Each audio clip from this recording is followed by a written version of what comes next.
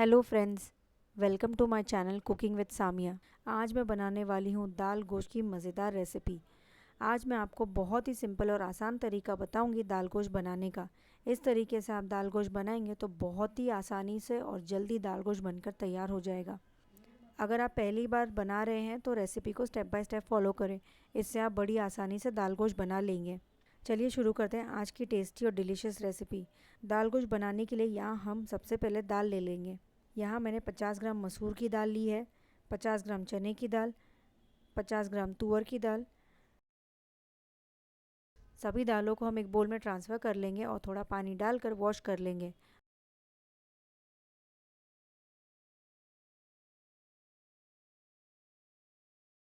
दाल को मैंने 3 से 4 बार वॉश कर लिया है। दाल में थोड़ा पानी डालकर इसे भिगोकर 10 से 15 मिनट के लिए रख देंगे। इससे दाल अच्छे से फूल जाएगी। जब तक दाल भीग रही है तब तक हम दाल गोश्त बनाने के लिए मसाला तैयार कर लेंगे।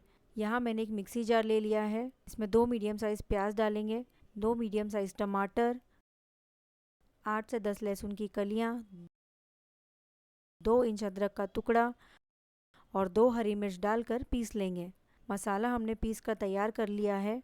इसे हम साइड में रख देंगे, इसे बाद में यूज़ करेंगे।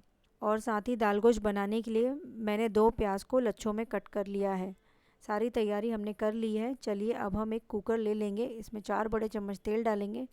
तेल जैसे ही गर्म हो जाए तब इसमें 10 से 12 काली मिर्च, 5 से 6 लौंग, 2 बड़ी इलायची, 2 छोटी इलायची, 1 चक्रफूल, 1 इंच दालचीनी का टुकड़ा और 1 तेज़पत्ता डालकर सारे खड़े मसालों को थोड़ा चटकने देंगे। इससे मटन में खड़े मसालों का टेस्ट बहुत ही बढ़िया आएगा। अब हमने जो प्याज को लच्छों में कट करके रखा था वो भी हम इसमें ऐड कर देंगे।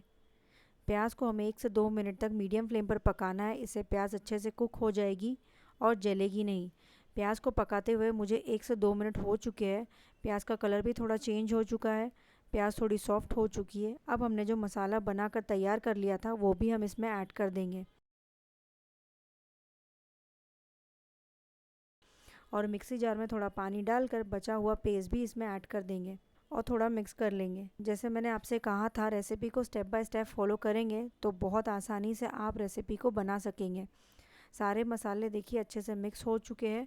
अब हम इसमें पाउडर मसाले ऐड करेंगे।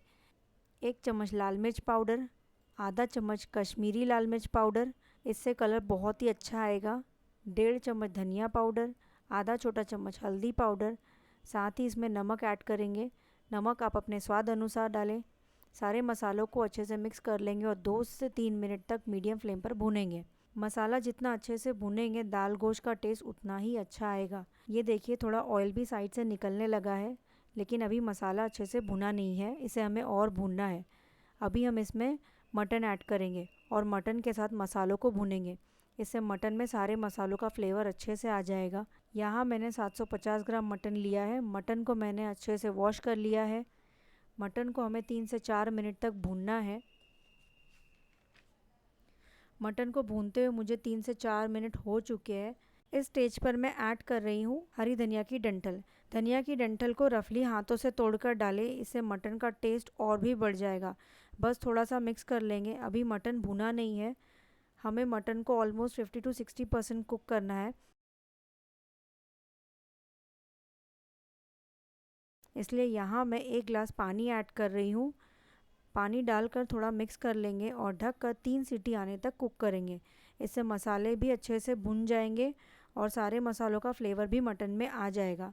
साथ ही मटन 50 to 60% कुक भी हो जाएगा। गैस का फ्लेम मीडियम ही रखें और मीडियम फ्लेम पर 3 सीटी आने तक कुक करें। 3 सीटी बाद गैस का फ्लेम बंद कर देंगे और कुकर को ठंडा होने देंगे। कुकर ठंडा हो चुका है, चलिए चेक कर लेते हैं। ये देखिए मसाला कितनी अच्छी तरह से भुन चुका है और मटन भी 60% कुक हो चुका है। अब हमने जो दाल को भिगो कर रखा था वो भी हम इसमें ऐड कर देंगे। ये देखिए दाल कितनी अच्छे से फूल चुकी है। दाल को हम मटन में ऐड करेंगे और इसे अच्छे से मिक्स कर लेंगे। मटन ऑलरेडी हमारा 60% कुक हो चुका है और अच्छे से भुन भी चुका है। अब हमें बस दालों को मटन में कुक करना है। इसलिए यहाँ मैं एक बार फिर से कुकर का ढक्कन लगाकर 2 सीटी आने तक कुक करूँगी। इससे मटन कम्प्लीटली कुक हो जाएगा और दाल भी पक जाएगी। ध्यान रखें कि गैस का फ्लेम मीडियम ही रखें और 2 सीटी आने तक कुक करेंगे। 2 सीटी बाद गैस का फ्लेम बंद कर देंगे और कुकर को ठंडा होने देंगे। कुकर ठंडा हो चुका है, चलिए चेक कर लेते हैं। ये देखिए दाल और मटन कितनी अच्छी तरह से कुक हो चुकी है, बहुत ही अच्छी खुशबू भी आ रही है। यहाँ मैं आधा ग्लास पानी ऐड कर रही हूँ। पानी आप अपने हिसाब से ऐड करें। आपको ज़्यादा गाढ़ी दाल बनानी है तो पानी थोड़ा डालें, या थोड़ा पतला दाल गोश्त बनाना है तो पानी थोड़ा ज़्यादा डालें।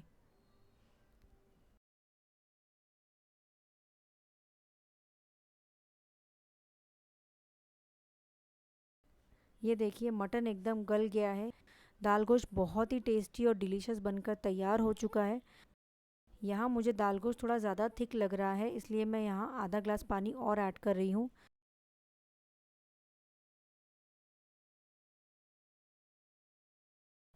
अब यहाँ हम फाइनल टचेस देंगे।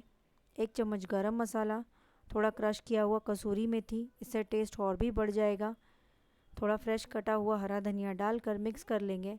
दाल गोश्त हमारा बनकर तैयार हो गया है। बस एक बॉयल आने तक ही हमें इसे पकाना है।